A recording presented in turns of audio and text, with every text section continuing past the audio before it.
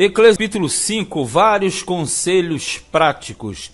Versículo 1 diz assim: guarda o teu pé quando entrares na casa de Deus, e inclina-te mais a ouvir do que a oferecer sacrifícios de tolos, pois não sabem que fazem mal. O conselho aqui é para não fazer votos. Entrar na casa de Deus quer dizer entrar no templo e ficar mais atento a ouvir do que, na verdade, a falar. Porque geralmente na cultura israelita, quando a pessoa ia ao templo, ela abria a boca em fazer votos, em pedir, em se comprometer. Veja no 2, não te precipites com a tua boca, nem o teu coração se apresse a pronunciar palavra alguma diante de Deus. Porque Deus está nos céus e tu estás na terra. Pelo que sejam poucas as tuas palavras. Então é um conselho para o elemento não fazer votos, não se comprometer. Porque quando uma pessoa fazia um voto na antiga aliança, ela estava se colocando debaixo de maldição, caso ela não cumprisse. Por isso que Jesus falou para nós não fazermos votos mais.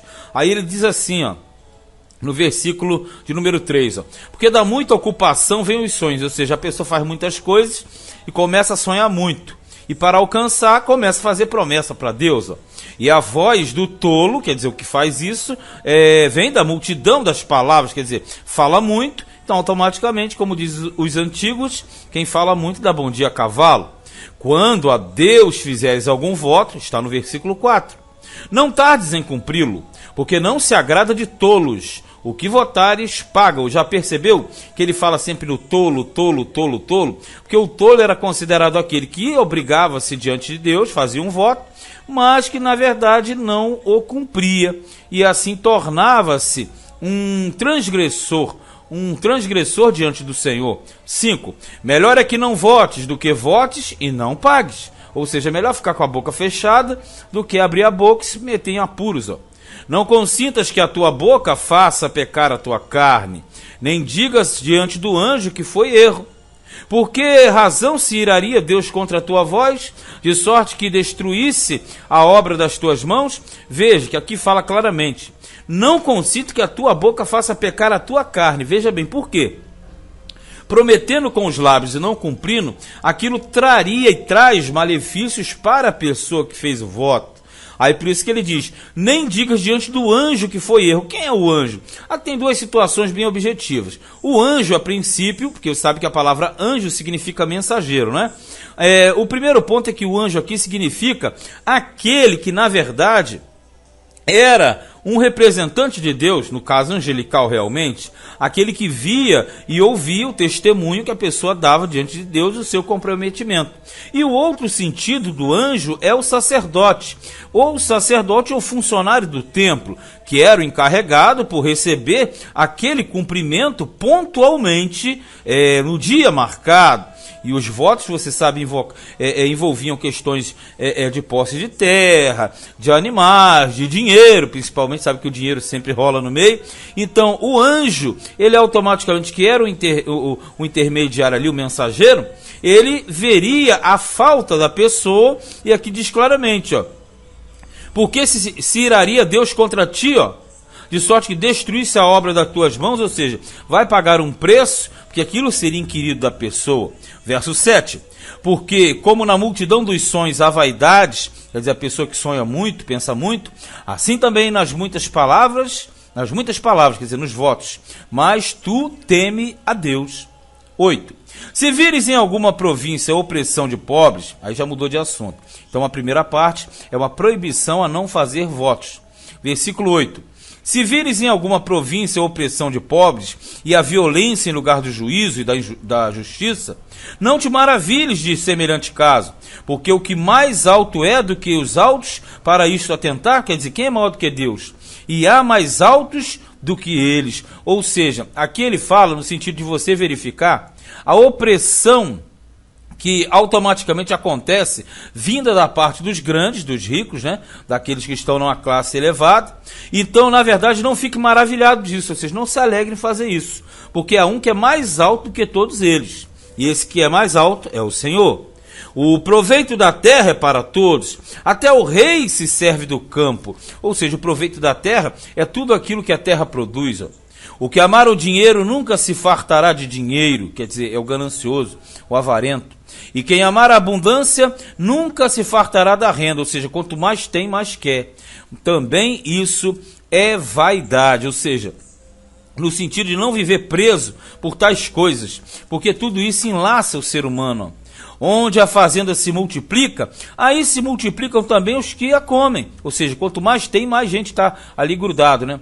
Que mais proveito, pois, tem os seus donos do que verem com os seus olhos? Ou seja, porque o dono vê tudo aquilo e várias pessoas na aba, digamos assim, né? Usufruindo daquilo que, na verdade, eles produzem. E aí os seus donos simplesmente veem, ó. 12. Doce é o sono do trabalhador, que coma pouco, quer coma pouco, quer coma muito. Por quê? Ele tem uma vida normal, cotidiana, rotineira. Mas a fartura do rico não deixa dormir. Por quê? É sempre pensando em dinheiro, é pensando em sequestro, em roubo, em assalto, em extorsão. Versículo 13, ó.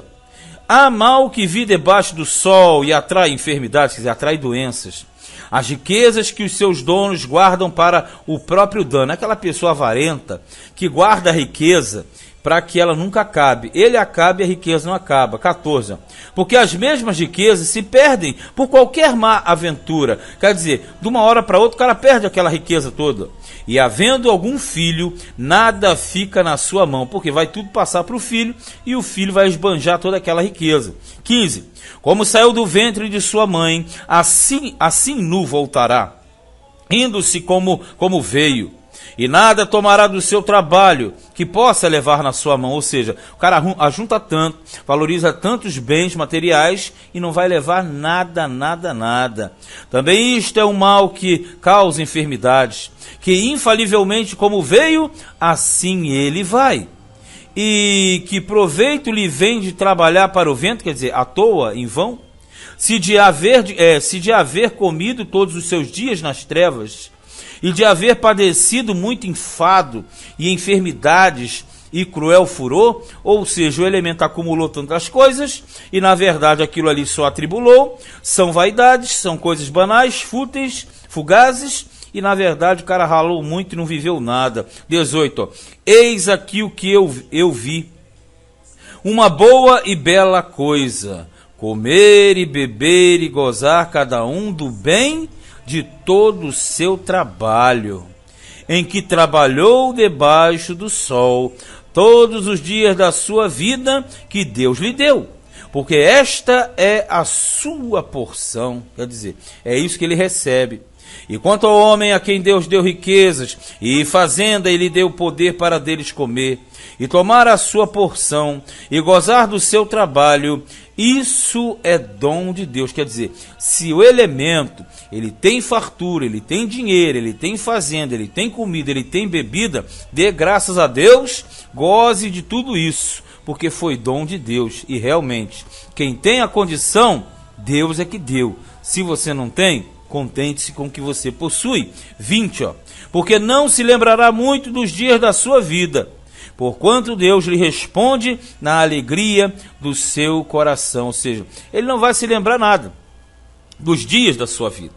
Mas uma coisa é certa, Deus lhe responde na alegria do seu coração. Ou seja, aquilo que você viver, aquilo que a pessoa vive em determinado momento, será fator preponderante para que ele tenha uma boa ou uma má vida aqui no sistema em que nós estamos desfrutando, a saber, o planeta Terra. Este foi Eclesiastes, capítulo de número 5.